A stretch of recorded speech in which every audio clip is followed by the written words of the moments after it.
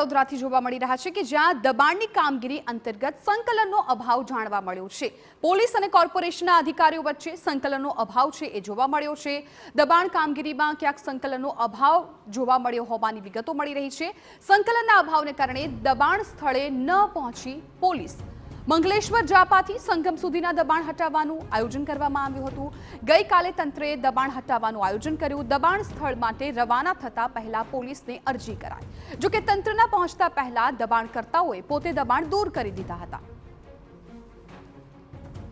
વડોદરા શહેરમાં રવિવારે મોડી સાંજે જ્યારે પૂર્વ કાઉન્સિલરના પુત્રની હત્યા થઈ ત્યારબાદથી મામલો ગરમાયો છે અને હવે વડોદરા મહાનગરપાલિકા એક્શન મોડમાં આવી છે। તમામ જે દબાણો છે તેને દૂર કરવા માટે બુલડોઝર ફેરવવામાં આવી રહ્યા છે, યુપી વાડી કરવામાં આવી રહી છે, પરંતુ જે પ્રકારે દબાણો દૂર કરવાનું આયોજન કરવામાં આવ્યું હતું, પાલિકાની દબાણ શાખાની ટીમ પહોંચે તે પહેલા દબાણોનો સફાયો તેની જાતે જ થઈ ગયો હતો। તમામ દબાણો હટી ગયા હતા। મહત્વની વાત છે કે જે પ્રકારે દબાણો દૂર કરવા માટે પાલિકા દ્વારા જે દબાણ શાખાની ટીમ છે તેઓ દ્વારા પોલીસ બંદોબસ્તની માંગણી કરવામાં આવી હતી, પરંતુ પોલીસ બંદોબસ્ત આવે તે પહેલા અડધો કલાક પહેલાથી આવેલી દબાણ શાખાની ટીમે દબાણો દૂર થવા સુધીની રાહ જોઈ, પરંતુ પોલીસનો બંદોબસ્ત નહીં મળતા અંતે જે દબાણો છે તે જાતે દૂર થયા હતા। વોર્ડ ઓફિસર પણ અહીંયા આગળ હાજર છે કે તેઓ દ્વારા અવારનવાર રજૂઆત કરવામાં આવતી હોવા છતાં પણ જે દબાણો મળતા હોય તેના આધાર પર કામગીરી નહીં થતી હોવાની વાત છે। વોર્ડ ઓફિસર છે તેમની સાથે વાત કરીશું। કેટલા સમયથી આપણે આજે દબાણ શાખાની ટીમ આવીને ઊભી છે તે ઊભી છે? દબાણ શાખાની ટીમ લગભગ 10 સવા 10 આવી છે અને પોલીસ બંદોબસ્તની રાહ જોઈએ છે। પોલીસ બંદોબસ્ત મળે એટલે કામગીરી શરૂ કરવામાં આવશે। પોલીસ બંદોબસ્ત આપણે ક્યારે માંગણી કરી હતી અને દબાણ હટી ગયા ત્યાં સુધી પોલીસ બંદોબસ્ત નહીં મળ્યો? બંદોબસ્ત દબાણ શાખામાંથી જનરલ પોલીસ ભવનમાં લખે છે, અમને એની જાણ અમારે નિવેદન હોય છે એટલે અમે આવ્યા, પોલીસ બંદોબસ્ત મળ્યો એવી અમને વાત મળી એટલે અમે સ્થળ પર આવ્યા છે અને કાર્યવાહી અમને અરજી આપવાની કીધી આપી છે।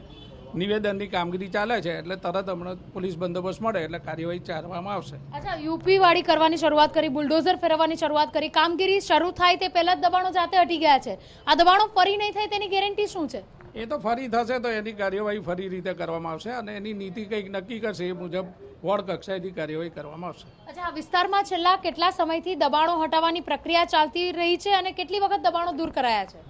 આમાં જ સમયાંતરે એને કાર્યવાહી કરતા હોય છે અને જ્યારે જ્યારે ટીમ પોલીસ બંદોબસ્તની વ્યવસ્થા થાય ત્યારે કામગીરી વોર્ડ કક્ષાએ કરવામાં આવે છે। અચ્છા, આજે કેમ હજુ સુધી પોલીસ બંદોબસ્ત મળ્યો નથી, તેના પાછળનું કારણ કશું જાણી શકાયું છે? ના, એનો વિષય નથી મને ખ્યાલ। મને ઉપર અધિકારીએ કીધું એટલે મેં અરજી આપી છે, પ્રોસિજર ચાલે છે। કેટલી અરજીઓ આપી હોય છે? અરજી તો એક જ આપવાની ને બંદોબસ્ત માટે। અચ્છા, બંદોબસ્ત માટેની અરજી આપી છે। આ લોકોને દબાણો દૂર કરવાની અગાઉ કોઈ નોટિસ પાઠવવામાં આવી છે? નોટિસ નથી પાઠવવામાં આવી। આપના દ્વારા અરજી ક્યારે કરાઈ છે પોલીસમાં? અમારા દ્વારા અરજી કરવામાં આવતી નહીં, આજે કીધું છે એટલે અરજી હમણાં આપી છે। પોલીસને હમણાં બંદોબસ્ત માટેની જાણ કરાઈ છે આપણા દ્વારા? હા, અગાઉ કરી હોય ઉપલી અધિકારી એ નથી ખબર, પણ અત્યારે મને કીધું એટલે મેં એમને જાણ લેખિતમાં આપી છે। અચ્છા, આ દબાણો દૂર કરવાના હતા પહેલેથી ક્યારે નક્કી કરાયું હતું કે આ વિસ્તારના દબાણો આજે દૂર કરાશે? એ લગભગ અમારા સૂચના પ્રમાણે અમને આજે લગભગ કાલ રાતે અમને જાણ કરી છે કે આ વિસ્તાર છે।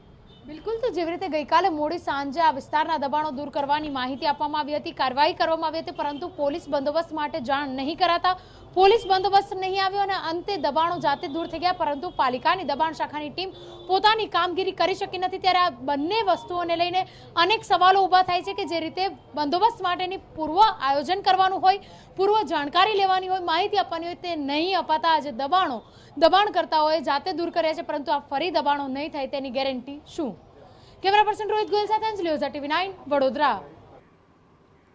તો આ તરફ સમાચાર